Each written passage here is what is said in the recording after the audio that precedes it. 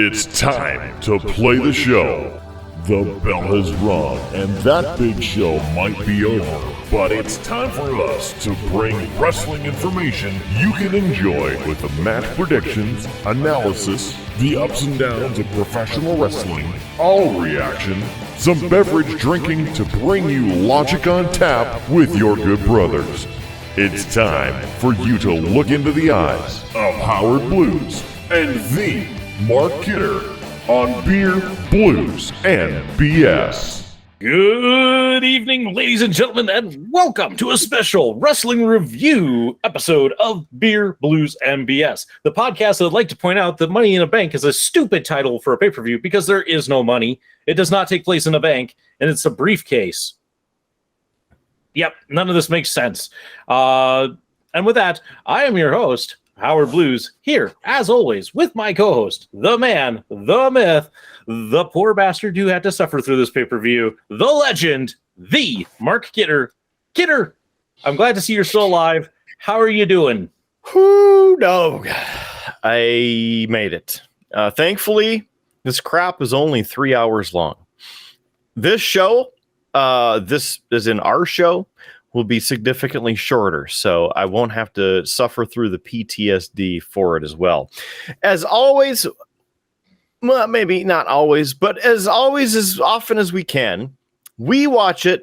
Usually I watch it, so then you don't have to. When we tell you the moments that you can go find on social media or something. But aside from that, Howie Blues, how you doing? I'm doing all right. And Kidder, I mean, it seems like I'm picking on Money in the Bank, but Money in the Bank is my least favorite pay-per-view of the year. It's not the match. I like the match. It's like, for some reason, though, everything else that they put on this card is always terrible. Yep. I think the only non-Money in the Bank match I've ever enjoyed was there was one, and I can't remember which year, CM Punk versus Bryan Danielson. That was an amazing match. Great. I loved that one. But otherwise, yeah, Money in the Bank, it's plus I get tired of as the guy who keeps the spreadsheet having to then put in after this, do they cash in, that question on our spreadsheet until they cash in the Money in the Bank? It gets a little tiresome. Yeah. And that was obviously in my message with the card for tonight. That was one question that I left out for both of us, just because it's a kind of a pain. But we can discuss that as we continue. But we must drink before we get into this. Howard Blues, what do you have on tap, as it is our thing on Beer, Blues, and BS?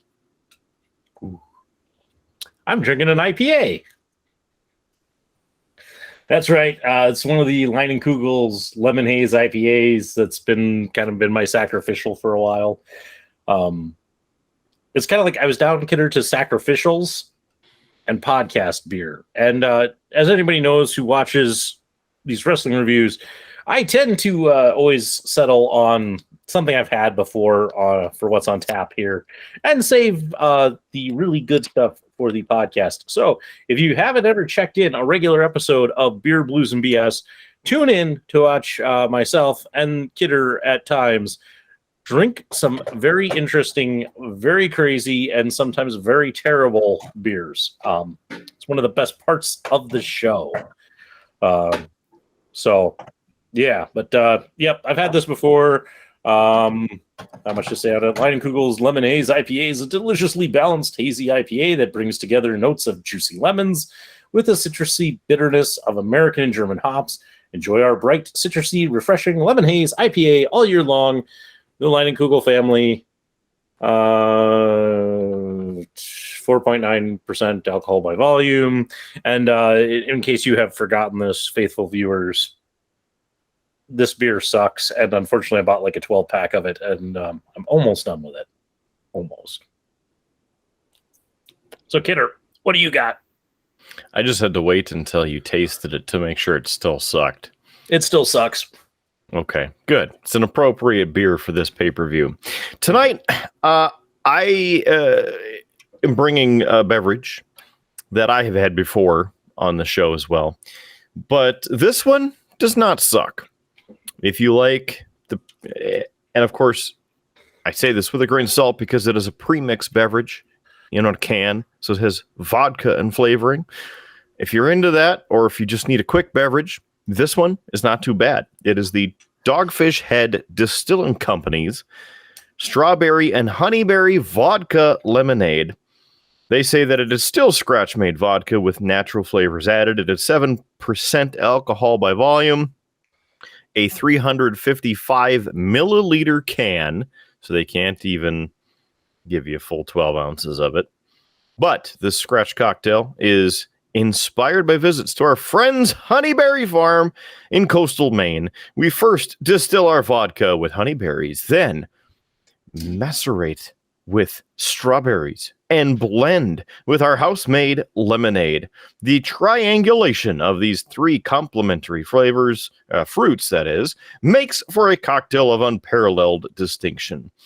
The Dogfish Head Distilling Company was established in 2002, and they are in Delaware with agreements in Tennessee and Wisconsin with the Boston Beer Company. So apparently they're all over the place. It's ready to drink. It's got the alcohol in it. So that's one of the pluses for picking that up in the store.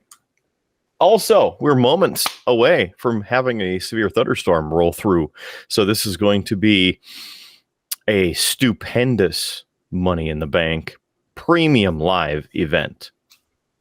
Because even though you can't see it, we'll have maybe a little bit of firework action happening in the background. As for me, windows over there. But maybe Howard, we can see the glimpse to the outside in the little tiny square window over his left shoulder.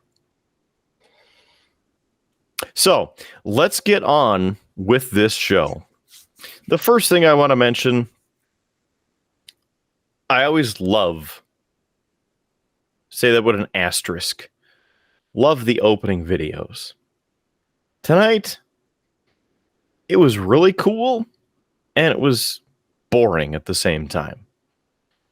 They had fireworks shots for Independence Day with the Money in the Bank logo, the WWE title logo, which, of course, could be any of the belts now because they all look almost the same as in the main championship belts. So I give that a 60% on the open. The graphics overall for the Money in the Bank pay-per-view have always been fantastic. The green, yellow, silver, the transitions, I really enjoy it. And the lower thirds this year has the briefcase popping up like this, and then their name is kind of on a gold bar, or at least a glowing gold area. So, not too bad. But, alas, we must make it through the actual damn pay-per-view. So before you get going, I remember. Oh, you had. I said I have a proposition for you, Kidder. Oh boy. For those who don't know, or if this is your first time tuning in, Kidder and I always make predictions about who is going to win each match. With the recent events of me now having a second kid and making it harder for us to get together for this and for me to catch the shows, I've been doing my predictions live on the show, and Kidder, of course, always sends me his so that it's completely locked in and there's no cheating. Because if you're having to cheat at this game, yeah, that would be as bad as the production team at WWE. Yeah, but Kidder, writing team. I have something here, and let me ask you this, without giving anything away. How do you feel you did tonight, prediction wise? I think I did all right. You think you did all right? Because here's what I'm offering, Kidder, to make this a little spicy. Because we always joke that this is for bragging rights. My sister-in-law was, not the pay-per-view. We do not actually get control of bragging rights. You just get bragging rights. My sister-in-law was here, and she gave me something Uh-huh. And I said, I am so going to use this. Kidder, are you willing to wager on this round of predictions? And the loser, whoever fails, will get to drink this lovely, brand new to the market, White Claw iced tea, lemon flavored. It's like a terrible Arnold Palmer that got drained through a sewer and filtered across 2 lemon peels and then thrown into hell with television static. Yes, I will take that bet. All right. That's good. I had a backup in case you didn't take the bet. Oh, what? You Just were actually going to drink that willingly? No, I was going to give it back to my sister-in-law if you said no. The second thing was I have managed with this pay-per-view, Kidder, to not see anything. I don't know who was on the card except for the one text you sent me about Austin Theory being added to the match. I knew nothing, absolutely nothing. I couldn't tell you how many matches were on the card. I couldn't tell you what was being competed. I couldn't tell you who was competing for that. And I was going to say, if you didn't take that bet, that I was willing to do predictions where you just told me the match to say, like, it's a singles match in the men's division, and I would have had to pick a winner without knowing who's in the match. Oh, I was going to do that for the whole pay-per-view, but now that there's something on the line, no. I mean, that seems kind of fun too. You know what? That might be what we do for SummerSlam. I might try to avoid anything for SummerSlam, and I might try to go through SummerSlam that way, just trying to predict, because that's going to just be terrible. And you know what? I'm all for it. So you didn't even see my text with the match card on it. I scrolled right past it, man. I just went, nope, not looking at this. Not going to, because I wanted that backup in case you weren't willing to possibly have to drink a White Claw on the show. Okay. Well, how about this? We still kind of throw it out there because we know that there's zero in the manner of you knowing what's going on with this. So let's start it out. The first match, 16 minutes, 35 seconds. There is also 7 matches on the show tonight. This is the Women's Money in the Bank ladder match. Howard Blues, your pick. Asuka. Okay, good choice. She is in the match. Woo! So you're on the board, I guess, in a manner of speaking. Here, we'll make a note about this. Oh yeah. You need a second piece of paper. Second column of here. Second score. How many of these does Howard get blindly? Mm-hmm. Yeah. Yeah. Good times. Okay. The contestants in this match include Alexa Bliss, Asuka, Becky Lynch, Liv Morgan, Lacey Evans, Raquel Rodriguez, and Shotzi. For the record, I picked Liv Morgan on this match. Now, are you ready to get into it? Let's do it. Okay. So, interestingly enough, this match had a lot of start and stop moments, back and forth. There's good moments, some bad moments, some botches, disjointed. There's inexperience. Even I would say that some of the wrestlers hadn't really interacted with each other as much in preparation leading up to this match, so it kind of hindered the quality of the match. I mean, you could tell the people who had never been in the type of match before, like Shotzi and Raquel Rodriguez, even with Lacey Evans. Either way, it was okay for an opening match on the show. Basically, I'd say that it was a fair match. Not great, not terrible. At one point, Raquel Rodriguez took Becky Lynch and Liv Morgan over with the suplex onto the ladder in a really painful looking spot. Lacey Evans, I don't know what they're doing with her character because she's like a heel, but she's also a face, and it kind of, her music is different and it sucks more than what her other stuff, whatever. There's also a promo, several promos, and she's been featured on SmackDown and Raw in a promo type of thing, and the crowd was booing her. So great for Lacey Evans. Liv Morgan at one point delivered a sunset flip powerbomb from the top of the ladder onto Evans, which was really one of the best points of this match. Very good spot there. Shotzi and Alexa Bliss had, I shudder at this. It was really a bad spot. One of the ladders didn't work with them. So the ladder ended up crashing into their back and hip first while they landed, and it looked awful. Alexa Bliss ended up rolling out of the ring, and hopefully she's okay, but I mean, you could see her like scream or say something like "damn it," and then hit the mat with her hand. One cool other spot, top of the ladder, leg drop from Becky Lynch onto Asuka, who was sprawled on another one of the participants. They went through the ladder, which, unfortunately, as you think that it goes through the ladder, well, it did not break. So that, again, hurt even more, right?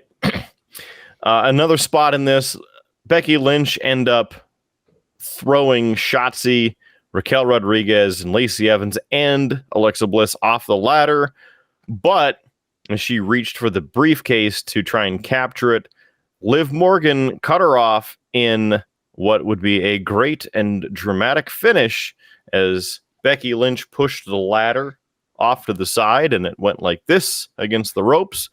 Liv shoved off with her leg and ended up standing the ladder back up, kicking Becky Lynch off, grabbing the briefcase, unlatching it from the hook, and securing the women's Money in the Bank briefcase. Ending that match again in 16 minutes, 35 seconds. Yeah, that sounds like a lot of really bad, painful spots and such, but it sounds like that finish was pretty cool with Liv Morgan. I might have to just check that part out because, yeah, that sounds like that was quite the feat to bounce that ladder back up and do that. And if, you know, an original spot, I haven't seen that before. So kudos to that. That's a cool idea. Mm-hmm.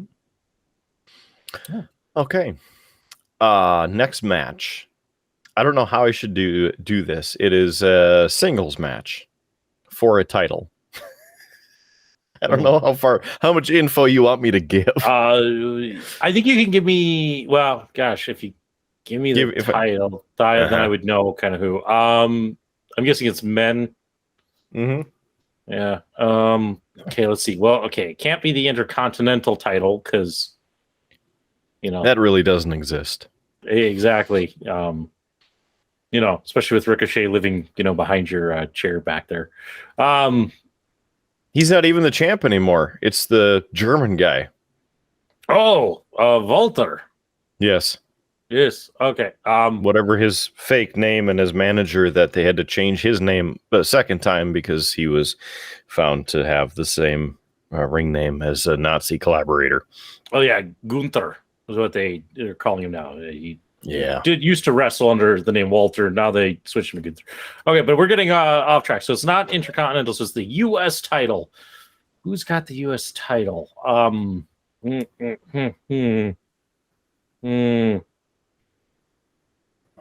Kidder's trying to give me a hint.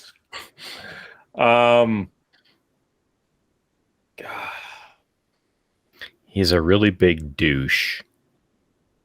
Well, that doesn't help. This might be the first and last time we play this game. Yeah. You know what? Gosh, it seems like Lashley's in somewhere with that title. So we'll go with Lashley. Okay. Yes. Lashley is in the match. However, he is not the United States champion. That is Austin Theory.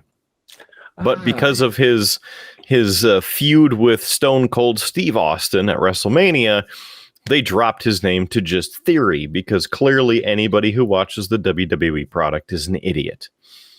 And we can't have two Austins, because why would there be Austin versus Austin? Whatever. So yes, this is the singles match for the United States Championship. 11 minutes, 5 seconds. Again, Austin Theory, the champion, challenged by Bobby Lashley. The feud has been building for several weeks, including pose downs on the various shows. So they try and, have the best pose, and the crowd cheers and whatnot. And then they attack each other with baby oil. I'm not kidding. On top of that, they're trying to go after each other and beat each other up and try and get that extra one up over each other. So that's basically the lead up to why this match is happening. I chose Bobby Lashley for my pick. I'll stick with Lashley because I'm not a fan of Theory. And also, yeah, I understand this whole. I was gonna say I understand this whole like not wanting to mix up people, but who on this planet would mix up Austin Theory and Stone Cold Steve Austin? Yep. Anyway, whatever. And some of the promos as well leading up to this, I should say, Austin Theory has had run-ins with John Cena, including this past week on Monday Night Raw. So it seems as though Austin Theory is going to face Cena at SummerSlam, which is in 27 days, if I'm doing the math correctly at this late hour. I believe it's the 29th. So take that as you will. I will give you the option as that piece of information I left out if you would like to keep your pick or if you would like to recant and change. It is totally up to you. No, I've made my prediction, Kidder. I'm sticking with it. Okay. I mean, there's a White Claw on the line. This match. Yeah, okay. So this match, as you can imagine, there's really no high spots. Austin Theory is not a good wrestler. His face looks like you want to punch it. And really, he just is, I don't know. I don't really have words to describe. It's kind of like, I'm not even going to bring the Miz down. So really, Austin Theory needs to try and do more and be more. And he's one of the people I don't really think should have been brought up from NXT. Why?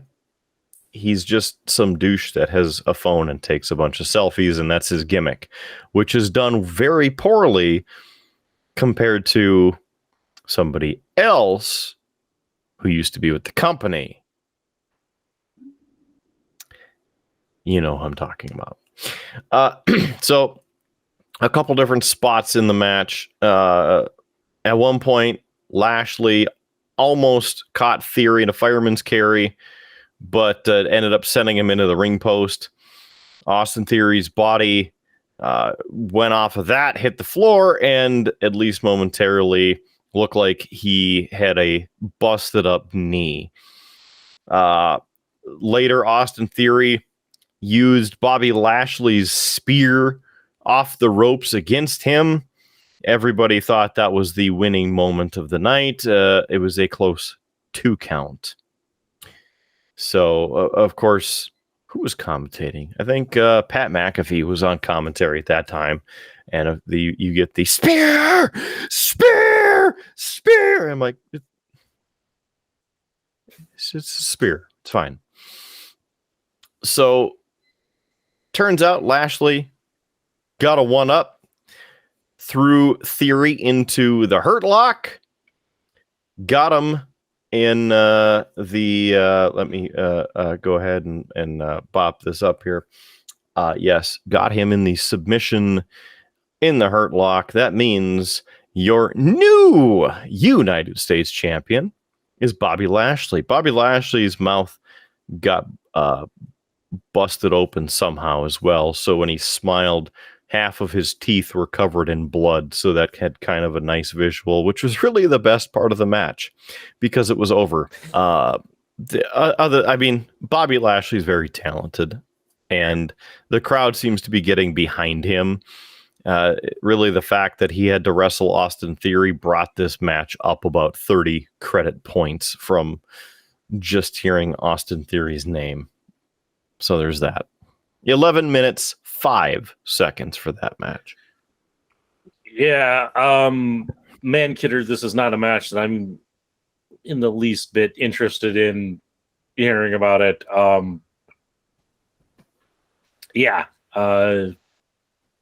think you have summed it up as best you can, but yeah, this isn't a match I'm going to go looking for or anything like that. I like Bobby Lashley. And I think he's been doing some good work kind of since the Hurt Locker and such. I wish that faction would have stuck around a little bit. I think that had a lot of legs, but I still think he's doing really pretty well with it. So I'm okay there in that sense. And as I said, you're just not going to get much out of Austin Theory. I don't think he's that good. Mm-hmm. You know, a lot of the folks who came up through NXT, I was hearing about them and their indie careers, and that excited me about them, you know, getting to see them on NXT and their chances. And there was some amazing talent who was up through there, and I don't think he was one of them. I mean, when I say amazing talent, you know, I like Owens. I like Aleister Black, who's now Malachi Black over in AEW. Tommaso Ciampa, Johnny Gargano. I mean, there's some really great names. Austin Theory is not really one of them, and I don't know. He hasn't impressed me yet. Although I did like it when he took Austin's stunner, because that was just ridiculous, and it's about the best thing he has done in WWE. That's the only thing that he's done that's been good. Yes. He topped Scott Hall for the stunner. Like, that's the only thing that I have ever enjoyed about Austin Theory. Anyway, throughout the show as well, they were filling time with promos to make you go, why? Why are you filling with more promos? As in the wrestlers' promos? Like there was a Roman Reigns Lesnar promo. Like, is this happening tonight? No, it's at SummerSlam. All right. Which Roman Reigns wasn't even at the show or on the show. Just as an Eliminator pro tip for you. And there were a couple of repeats in the promos as well. And no matches in the kickoff show again. Stupid. I hate it. At least put the Intercontinental title on the kickoff show. That's apparently where it's supposed to live. Gosh. Yeah, there seemed like a lot of time wasting on WWE's part. Like they didn't want to end it early, so they had to fill with extra crap, including a terrible Alexa Bliss and the doll promo. She comes back into her dressing room, and there's a whole bunch of stuff that had been purchased, and she's like, "What did you do? You bought a bunch of stuff? How do you have money?" "Oh, I should have known. It's the new WWE Venture Visa card that you can get." I'm like, get out of here. That 2% of me had contemplated on getting it, and now it's 0. So that's again what I have to say about that.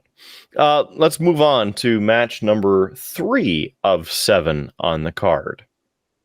A 7-minute, 10-second match. Tag team or singles? Singles match. Not for a title. For a title. For a title. Okay. In fact, on this show, just because you mentioned that,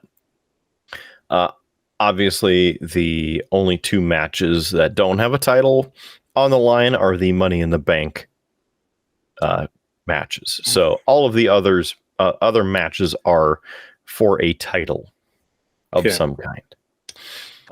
So then that's got to be one of the women's titles.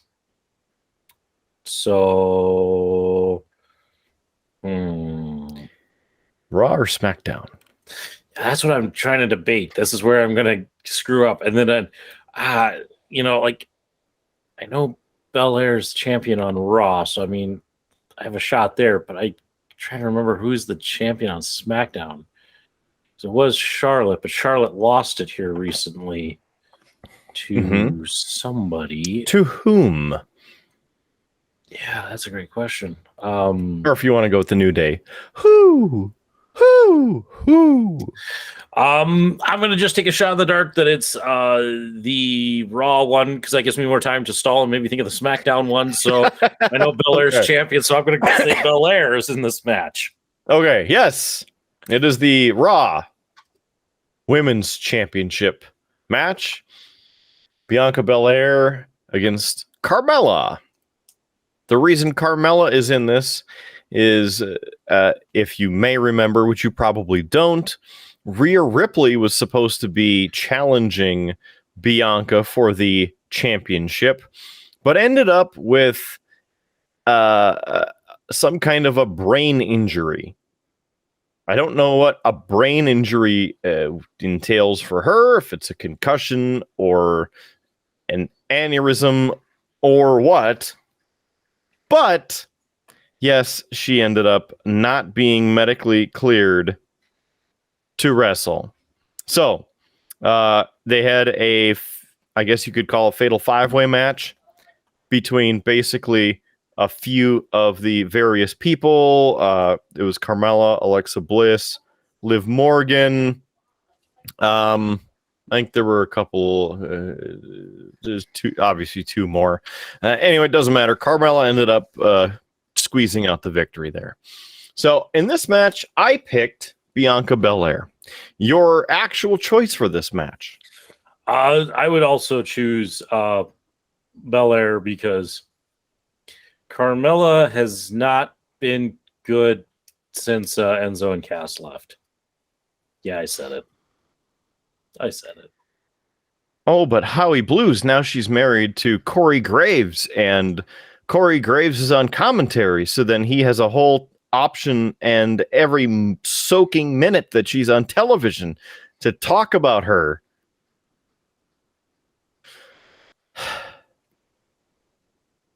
I don't miss that part. I don't miss that part at all.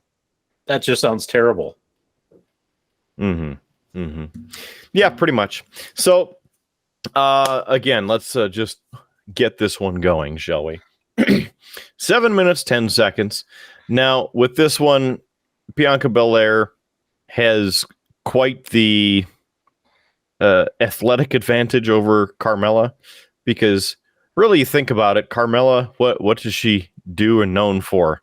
Maybe a couple cartwheels or doing the moonwalk. Bianca Belair, very athletic, was a track runner, NCAA level collegiate athlete, very athletic. Carmella got a little boost, a couple years ago, and then, got a new husband. So this one was actually competitive. It had a lot of high action, back and forth, decent amount of moves and physical intensity, which was, again, uncommon because Carmella is normally not that crazy in the match, right? So the interesting thing about it, it was very different from the previous match, Bobby Lashley and Austin Theory. So it was kind of an uptick. It wasn't your go to the bathroom match. So there's that. Really, there was a super kick late that looked really, really dangerous. Bianca Belair went down, very, very close 2 count on that. Belair, the standard resiliency there, continued fighting back, ended up hitting the KOD, which of course is the kiss of death, and successfully defends the championship there. A couple of the, I guess, highlights. Corey Graves and, quote, "I'm married to her," after Byron Saxton claimed that the two were associated. Shut up, Saxton. Belair ended up going with the one long leg and the one short leg, which you could associate with either Ruby Soho / Ruby Riot or Zack Ryder, which was somewhat interesting because, of course, the one leg is all the way down and then the other leg is cut off at the top, but then it's the knee pad down. And I'm like, that's bizarre. Anyway, side note. Carmella had Bianca Belair in a submission move and added a couple of the tough kicks to the face, which seemed a little bit interesting for Carmella to do. Graves said, quote, "If Carmella wins tonight, we might renew our wedding vows. Triple H told me about a real romantic spot." That one got me because it's obviously the throwback to when Triple H, I guess you could say, drugged Stephanie McMahon and they went through the drive-thru and got married back in the Attitude Era. So, yeah. Anyway, the other thing after Carmella lost, Corey Graves goes, "What the hell am I supposed to do with an entire case of Dom Perignon?" I don't know. And I think, if I remember right, Saxton goes, "Oh, maybe, did you keep the receipt? Maybe you can return it." There's something stupid like that. Like, this is 7 minutes, 10 seconds too long. So, Yeah, well, there you go. Yeah, I don't know. It sounds like it was an interesting match. I'm glad to hear that it was competitive. And Carmella has been competitive at times. I mean, she was the first winner of the women's Money in the Bank match. And she's won it twice. She's had her moments. I would say she hasn't been real impressive. Like, as late, she's kind of like she earned her spot and has been coasting ever since. So even the stuff she did with R-Truth back in 2019 into 2020 was hilarious because, of course, they fired Enzo and Cass, and so she was left high and dry and needed a little bit of a comedic gimmick.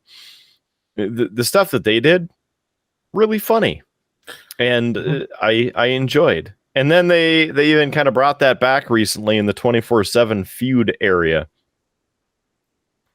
So that it's all right.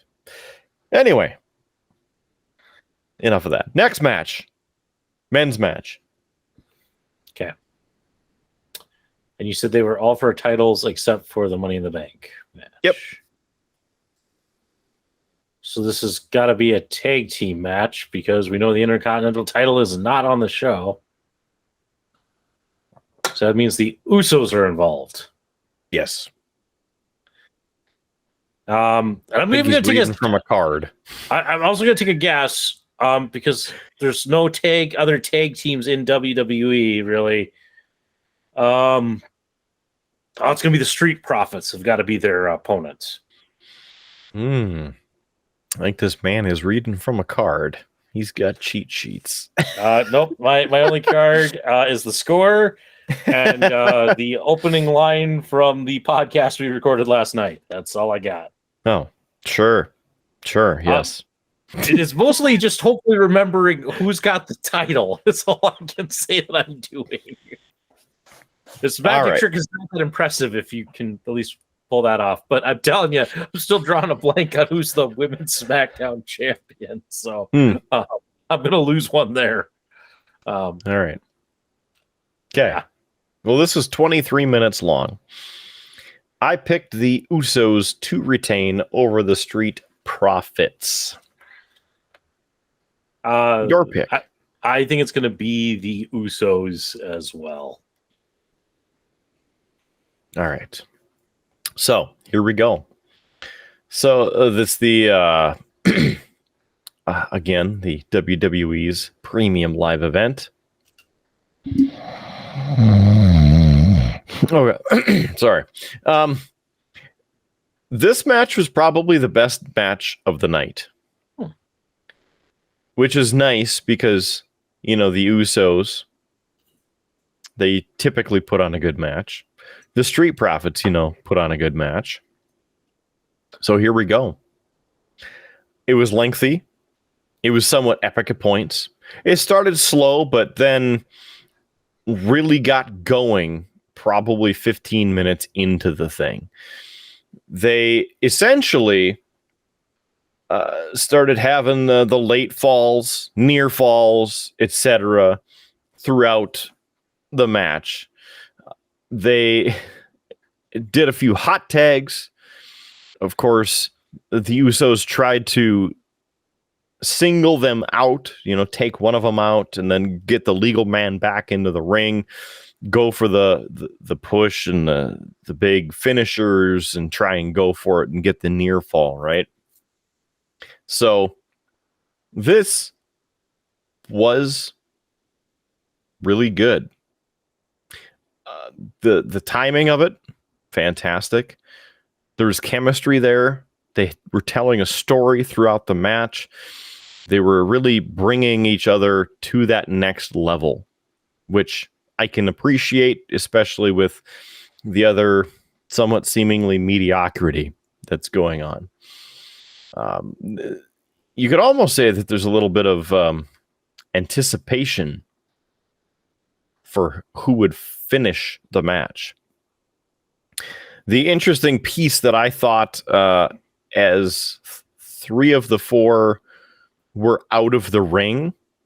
Normally, they do the big spot, the flying leap over the top rope is typically, by the commentary table or it's by the ramp, right?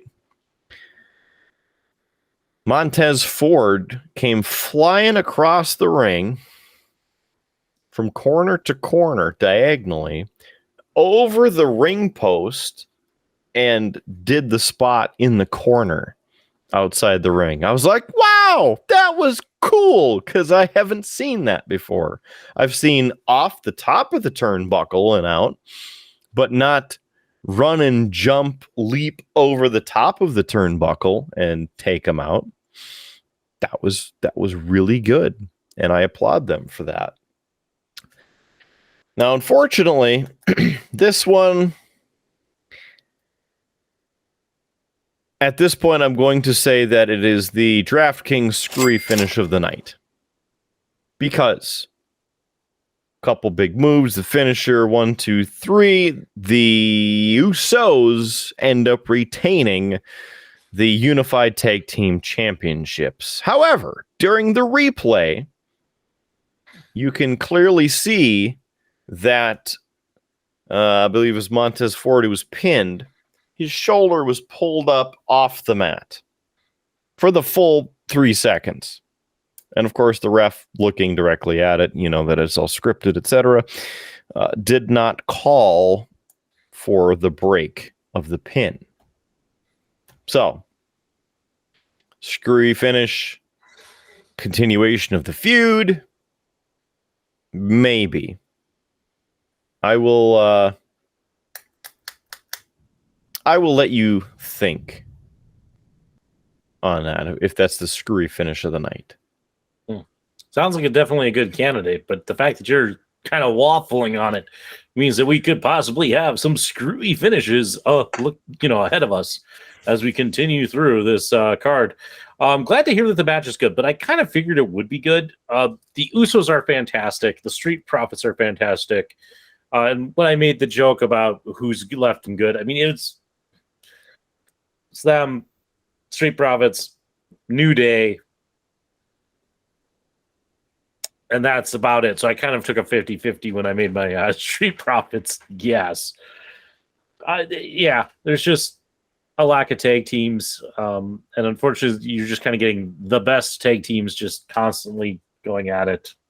So it doesn't surprise me that this was good, but I think the Usos are on a run, kind of like Roman Reigns. This is going to last a while. Buckle up, folks. We're in for a ride. Now, here's an interesting piece to add on to all of this. Because between the commentary team, they were bringing up Kayla Braxton's backstage interview from SmackDown. Potential dissension with the Street Profits.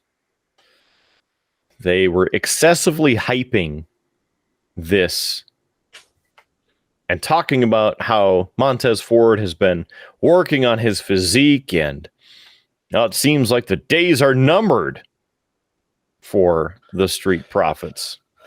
So if they split, right?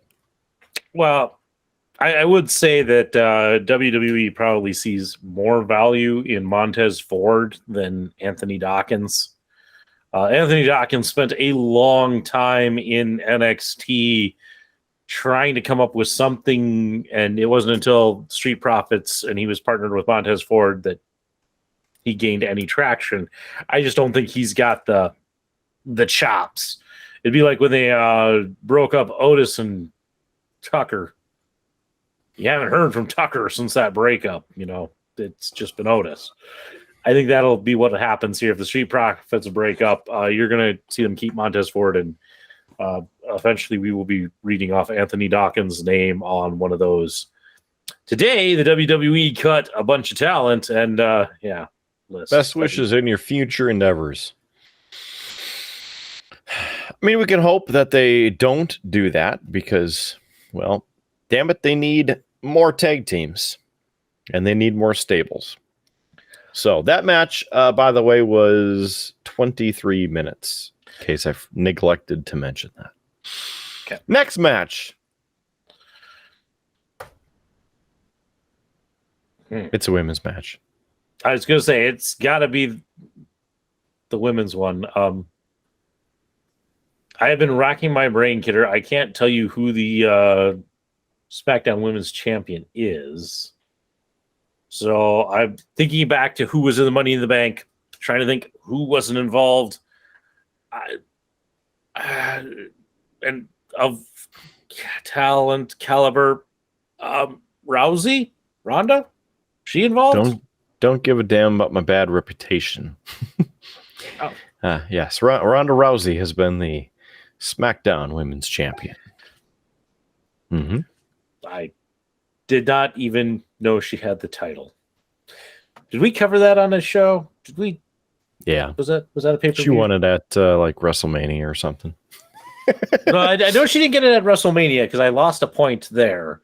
Did she pick it up at Hell in a Cell or Backlash? Yeah, probably. One of the other live premium events that we skipped through. So she's been champion for a little bit. It was a lucky guess on my part. Yeah. How about her competitor? Crap. Shayna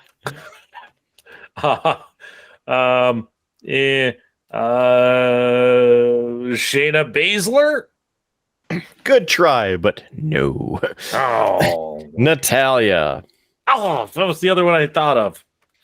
So this way, and with this, Natalia was kind of Ronda's trainer when she came into WWE. They were paired up and et cetera, especially with the Heart Dungeon. And they talked about the, last people who came from the Heart Dungeon, on and on, right? So with that, it's time for this match.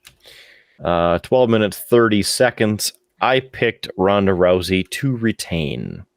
Your choice between the two. I'll take Rousey because it's Natalia. She's like the Kane of the women's division. Can't ever get it done. Yeah. Well, here we go with this one.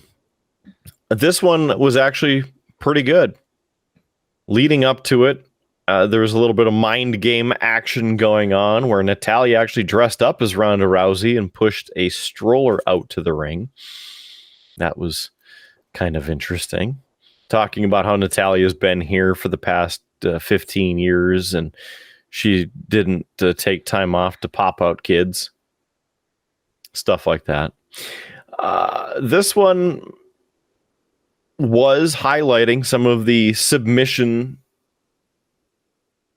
holds, which obviously it should, right? Because Ronda Rousey, submission specialist, UFC experience. And then Natalia, do I even have to say it? So this one, again, very physical. Going through the match, had a lot of back and forth. So very good in the sense of, again, being physical.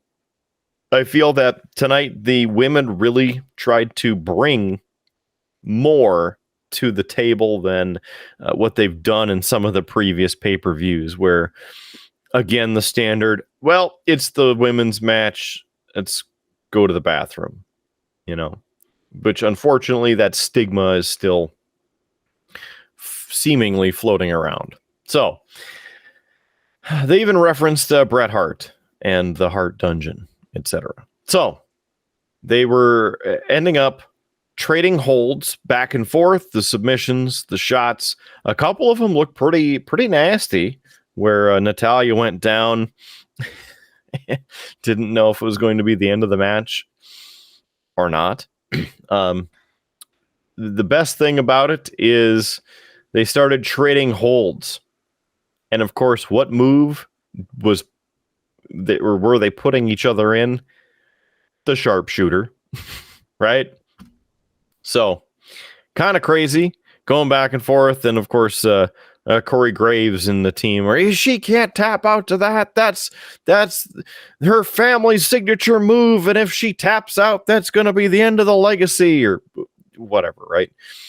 So ended up switching over to an ankle lock, and then Rousey got a hold of Natalia and got the old arm bar in dramatic fashion to, yes, get the submission on Natalia, making Rousey the retainer of the SmackDown Women's Championship.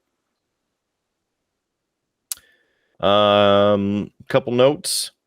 Natalia was on top a lot for the first half of the match. And Rousey did the sharpshooter of her own and ended up flexing her biceps. Well, she put that in, really insulting Natalia. Natalia also applied the sharpshooter to Ronda's knee, which had been banged up throughout the match, on the ring apron, which was interesting. And then kind of half threw her off the side, but Ronda was able to reverse it and send Natalya into the ring post. Let's see, a couple cool, things like the sequence that brought about the finish with the different submission moves. And they were calling each other bitch a lot for the first third of the match, and you could hear the ref, enough with the language, and then I couldn't hear them say bitch again. Wow, don't want to tell each other that or make the story that they hate each other, because rawr. Other than that, let's see. Question. Are Money in the Bank winner? Cash in or no? I'm going to say no. I'm going to say no. I think you'd go after Belair before Ronda Rousey. So, okay. This is when Liv Morgan runs down to the ring and hands the official the briefcase. Because Ronda is standing against the side of the ring with her knee all busted up. And Liv... they also did a backstage interview with Liv saying, I'm just really excited to have this, and it's a great opportunity, and WrestleMania seems like a great time, but anywhere that I know I can win, I'm going to take that opportunity. So, they throw the little misdirection at the WrestleMania plug. But yes, she comes out, smashes Ronda Rousey a couple times, gets her rolled up, 1, 2, 3. That is your 6th match on the card for 35 seconds. And your new SmackDown Women's Champion, Liv Morgan. I was sitting here trying to figure out what the 6th match was going to be, since you said they were all for titles. So that explains it. And no Intercontinental title. I was laying the breadcrumbs for you, trying to help you. Yeah. You should have maybe asked that instead of does Liv Morgan cash in. You should have said, hey, our 6th match for a title, because I would have screwed myself there. But also, since you didn't ask me who wins in the Liv Morgan Ronda Rousey match, no points to anybody. We're just gonna throw that one out. Correct, because I didn't have that one on the sheet either, and I didn't write it down. But I figured, of course, that I thought 2 different ways. One, typical Liv Morgan and Vince McMahon. Oh, she's good. The crowd loves her. No, she can't win. And then 2, Liv Morgan's got the briefcase. She's going to run out, and she's not going to pull a John Cena and lose. She is going to get it. And that's the way that I was leaning. And of course, she did. So I didn't expect to get a bonus point or any kind of thing with that, because I left it off the card anyway. So there we go. Now, what's the 7th match on tonight's card? Well, it's got to be the other Money in the Bank match, and I do know I do know one of the participants, because you sent me a text saying he was in, so I'm not going to choose him. That would be an easy. That would be a give me. Let's see. We could have. I mean, this one should be easy, because you could have folks like McIntyre. You could have Sheamus. Riddle was just going for a championship, so I could see him being in there. Let's go with Riddle, since he just went for the championship not that long ago. Makes sense that he would be in Money in the Bank. He might not win it, but I think he'd be in it. Good call. Riddle is in this match. I also chose Matt Riddle because I don't believe in just having the one named characters, because you need to add depth to the characters. Yes. What? Well, it was the depth, but the fact is, like, that's what gives them depth. Oh, we've given him a good character. He's got first and a last name. That's backstory right there. I mean, it's at least 30% more than what WWE gives their people. Yeah. I mean, Matt. Somebody calls him Matthew. Bro! That's not my name, bro. It's Matt. Right? Okay. So this one features, as I sent the message, Theory. He was the last minute addition by Pierce, the WWE official, Adam Pierce. The other participants in this year's men's Money in the Bank match include Madcap Moss, Omos. Does he even need a ladder? He's 7.5 feet tall. Riddle, Sami Zayn, Seth Rollins, Sheamus, and the Scottish psychopath, but now the Scottish warrior, because they don't want him to be psychotic, Drew McIntyre. This match was 25 minutes, 25 seconds in length. Your choice for the official... did you choose Riddle? Because then I said I chose Riddle. Well, Riddle was just me trying to pick a participant. Okay. For the match. Well, Kidder, I need to try and catch up here. So I can't pick the same one. You picked Riddle. If I pick Riddle, then I'm screwed. So I got to pick somebody else. I'm going to choose McIntyre. Solid choice.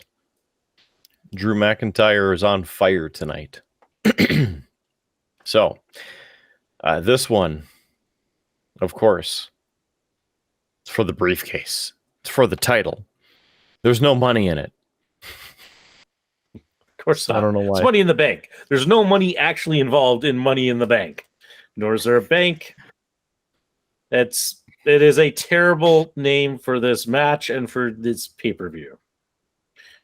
You could have also called this Contract on a Pole match. Although there's not really a pole. Yeah. Mm-hmm. So again, after the last minute shenanigans, which earlier, if you remember, I mentioned the DraftKings screwy finish of the night. This was a screwy beginning of the night, but we don't need to start doing that because that's another thing and we don't need another thing. As I mentioned, Adam Pierce brought out Theory as the 8th participant. So the commentary team ended up reminding us throughout the match that Austin Theory's ability to seize opportunities and do what he can to be the best and this and that, on and on and on. Shut the front door. There was a lot of spots in this one. There were some nasty spots. Oh, Moss picked up a ladder and ended up smashing people with it.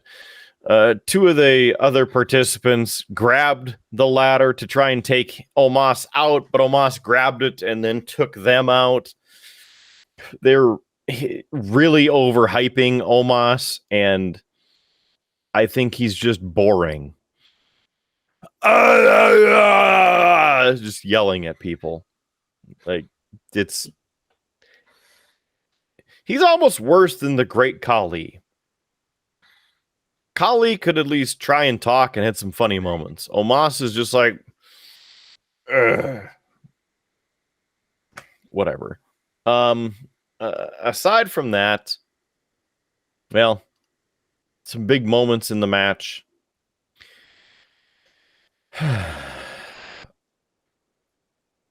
Michael Cole talking about how Riddle would love for his mentor, Randy Orton, who's now recovering from injury, would love for him to win the match. And Pat McAfee followed up by Theory would love to win this match for himself. Madcap Moss apparently used to shovel driveways in Minnesota. He's from the Minneapolis area, I guess. McAfee said, Madcap Moss used to shovel driveways in Minnesota. Now he's feet away from grabbing that briefcase. Kind of built a little bit of character to him that nobody knows about. Madcap Moss, why is he mad? Why does he have a cap? Is it mossy? What? Moss, again, was the powerhouse of the match, so everybody ended up burying him underneath a bunch of ladders. You know, the typical, like what they did with Big Show back in the day, tipping the desk over on top of him. I've fallen and I can't get up. Yeah, Sami Zayn was in the match. He spent a lot of it hiding, like Omos was a T-Rex and he would stand behind the turnbuckle away from him, pretending that he didn't exist. But Madcap Moss ended up power bombing Sami Zayn onto a ladder that looked horrible. Like Sami Zayn could have been busted in half. Also, the 5 of the competitors, somewhat coached by Seth Rollins, picked up Omos and power bombed him through the announce desk. So that was all right. It was somewhat reminiscent of the Shield days, because typically, if you remember, Seth Rollins would be the one yelling for like Roman Reigns and Dean Ambrose to pick somebody up and power bomb them through the table or a table or something like that. Here's where the screwiness comes in, because Sheamus is in the match. They also have a stable with Butch, Pete Dunne, and the other guy who I always forget because they're pretty much all insignificant at this point. Yeah, you'll probably remember soon. Oh, they're the Brawling Brutes. I just found it in my notes here. So, yes, if I had that in front of me here, I'd be able to help you. But here's where the screwy finish potentially comes in again as the candidate and the final decision on if this is the screwy finish or not. But Pete Dunne came running in. He is like a rabid Irishman and needs to beat everybody up at every chance that he can get. And he doesn't know how to speak. So he just, he's like a chihuahua. So he ended up coming into the ring, getting up the ladder and crawling on top of McIntyre before McIntyre he's trying to grab the briefcase, right? Pete Dunne's on top of him and tries to get him off the ladder. The other part of that is that Sheamus was pinned underneath the other front side of that ladder. So Sheamus couldn't get out to climb up the other side of the ladder. So that's why Pete Dunne came out. Drew McIntyre ended up shaking him off and then dropping down. Sheamus moved the ladder on top of McIntyre, and Sheamus then tried to climb up. And as he was, over halfway up the ladder, Drew McIntyre power lifted the ladder and shoved it pretty much up, and Sheamus went flying. At another point, in a few minutes later, Madcap Moss took a couple nasty bumps. One of them where I thought that he snapped his neck. It looked pretty awful. The second one where he ended up catching his leg in the ropes, which, not good for your knees, ankles, feet, hips, etc. So with this one in its 25 minutes and 25 seconds glory, it ended up Seth Rollins and Riddle got to the top, and of course they're on either side of the ladder. Or no, there were two ladders set up. They were on the same side, but on different ladders. I clarify that as I remember this.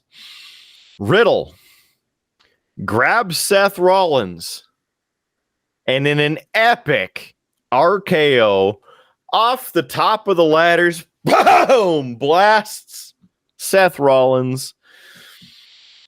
That was really cool. That was right before the whole Pete Dunne, Sheamus, Drew McIntyre segment. Then, what happens? Well, Riddle ends up getting back up. He's up at the top. He's grabbing the briefcase and he's pulling the top apart. Who shows up? Our buddy, No Name Theory. I say no name because obviously he doesn't have a first name anymore because he has no character or talent. What happens next? Well, they exchange blows back and forth. Theory ends up overpowering our friend Riddle. Riddle goes flying off the top. Theory grabs the briefcase. 1, 2, 3. There's no counting. It's just the ring bell. It's over. So, Shitface Theory is now the men's Money in the Bank winner.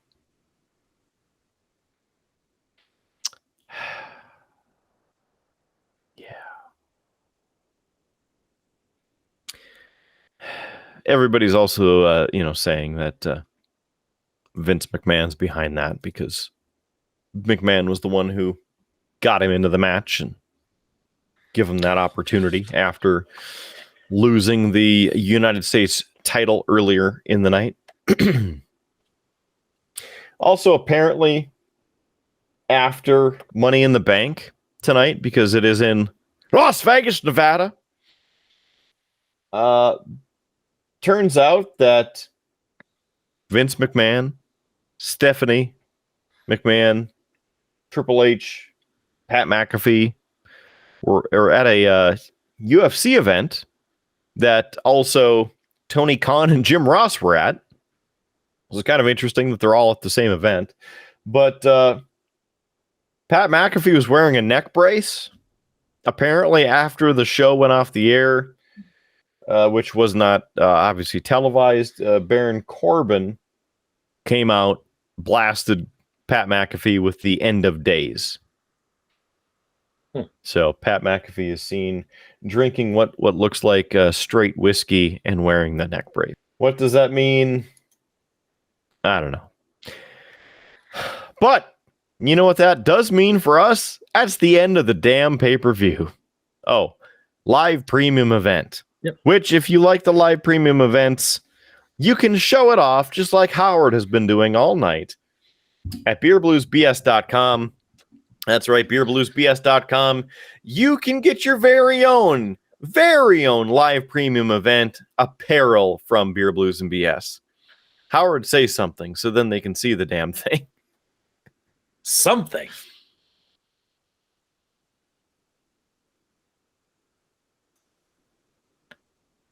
Yeah. You can get your very own premium t-shirt. Kind of like we do we're covering these live premium events. Yeah. Very good stuff. We have pint glasses, we have stickers, we have a variety of things. The t-shirts, and even though it says premium t-shirt, it can be also put on a sweatshirt if you much prefer a hoodie or something like that. Options available, beerbluesbs.com. Just click the merch button. It's not like Shopwell's, the shirt I'm sporting this evening. There's a fake supermarket. In case you didn't know what that is. And Kidder, I don't think we need to do a lot of overall analysis of this live premium event. It's Money in the Bank. It's never a show I leave happy from. But I know everybody can see the scoreboard. Kidder, we made a wager at the beginning of this. Only a 1 point difference between the two of us. But there is a difference.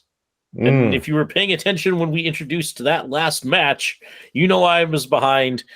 Kidder, you end up winning the night 5-4. So I guess on the next Beer Blues and BS, which will be episode 68 for you fans, I'll be drinking this White Claw. iced tea with lemon. I mean, maybe it has, enough lemon to help kill the taste of the rest of it. But it's a White Claw, so there's no flavor. It's just television static. Yeah. So, sorry, dude. Yep. And on that terrible, disappointing bit of news, Kidder, we've been talking for quite a while. We've already done one cheap plug. Let's finish off with a few more and send the folks home happy. I know. This is the happiest moment of the night because we're done talking about money in the bank. And I got to say, when the show ended, I was like, why did you have to end on this one?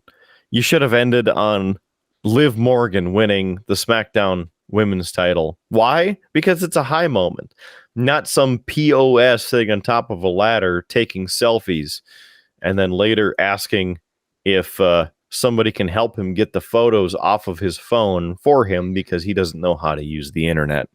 Which, I'm an adult and I know how to use the computer or the internet. You can get that shirt and other apparel at beerbluesbs.com if you know how to use the internet and would love to show that off and share it with your friends and family.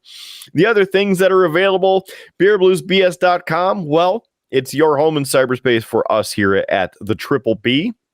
That's what we affectionately call ourselves. We are also available on all of the audio services and on YouTube, so you can catch every episode of Beer, Blues, and BS, whether it's one of these wrestling shows that we do, analyzing the show so you don't have to, or just our quality main program, Beer, Blues, and BS at beerbluesbs.com. Yes, we're on YouTube for the video version. We are on iHeartRadio, Pandora, Apple Music, Google Podcasts, Amazon Podcasts, just to name a couple, including Spotify. That's all on the audio version.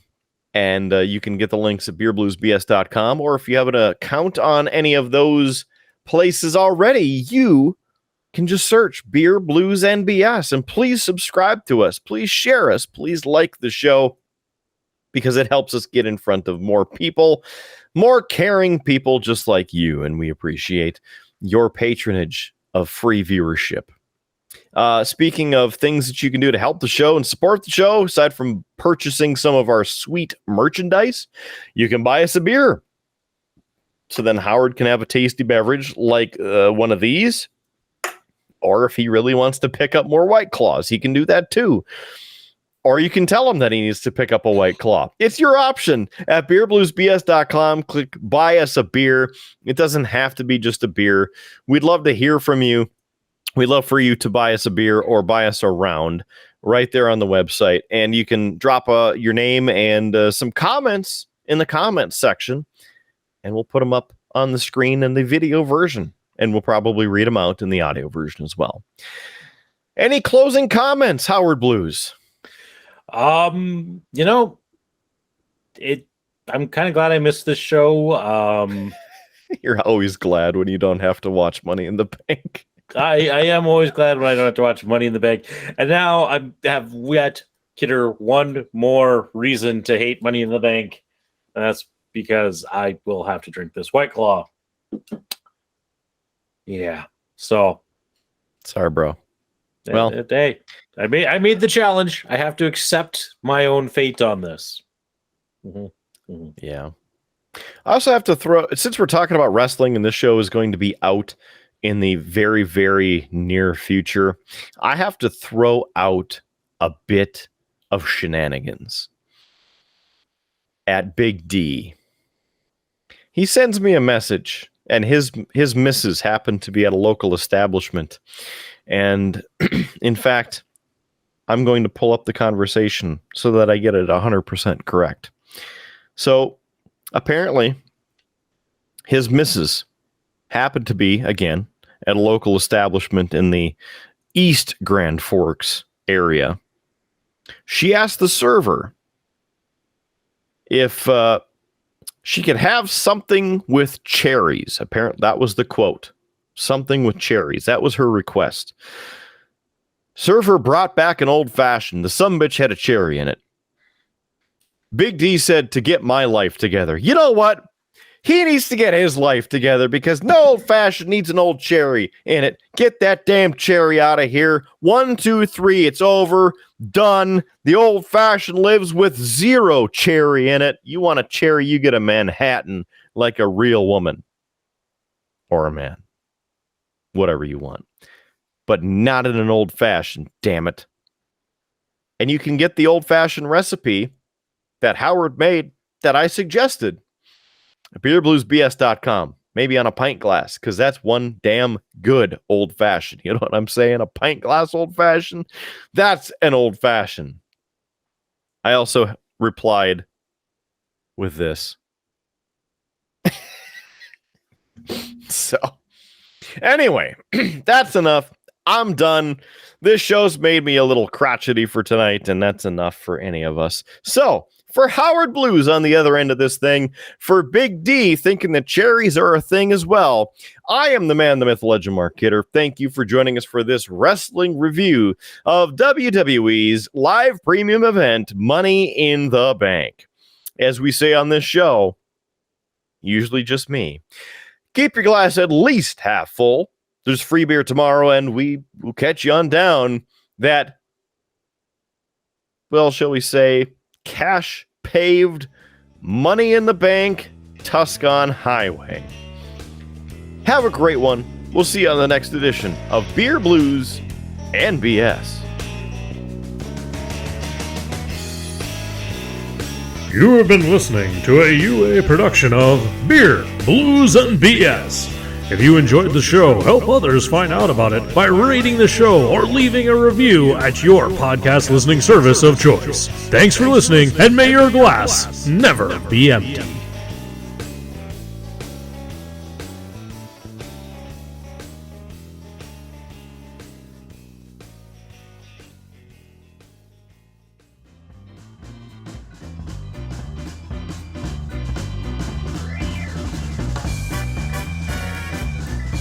UA Productions presents A Glimpse Behind the Curtain.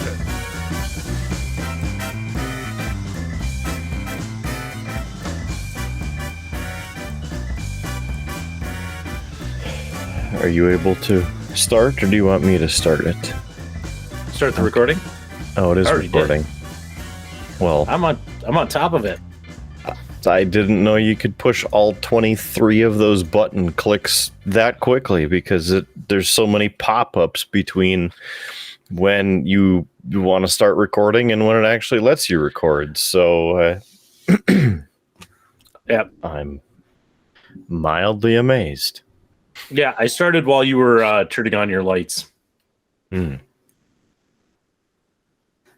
in the Bank green. The best thing about tonight. I was going to do the same, but that meant I would have to find my gel to add that. And I was like, I've already kept Kidder waiting too long. I need to just get down so we can do Money in the Bank and all go to bed at a decent hour. If you had your gels handy, you could change it to yellow. Yeah, You don't have to. I could. They're just, I think, in the next room. I gotta get you one of these lights, so then you have the color options. There you go. Now it's yellow for you. Oh, well, thanks. Just So for you. considerate. So Right. considerate. But now I'm gonna turn it back to green. Green for go, so we can get this over with. All right.